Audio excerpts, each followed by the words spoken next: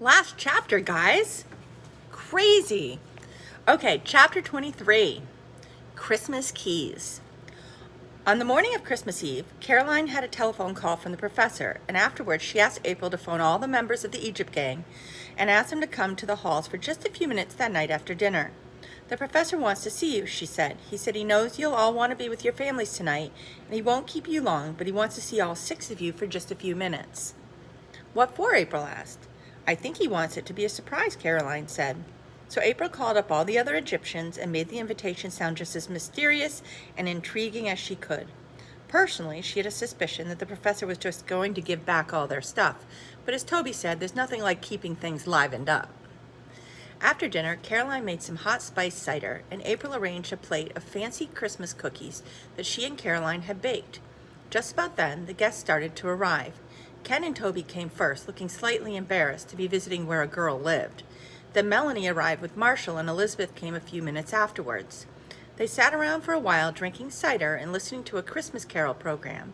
They speculated about what the professor had in mind and had just about agreed that he was probably bringing back all their stuff when he arrived, apparently empty-handed.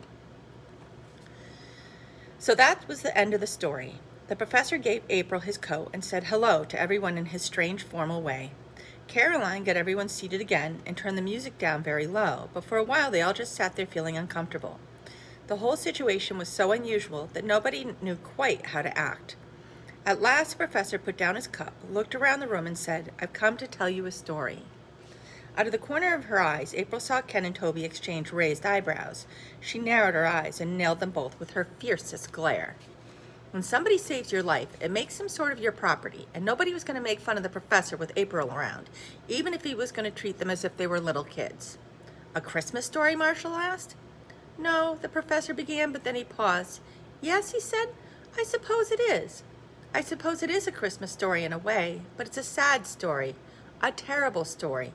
Too terrible for children, perhaps, and yet I feel that it's something the 6 of you ought to know. April felt, rather than saw, Ken and Toby prick up their ears. She gave an internal nod of approval. He had them now. The professor was doing it right.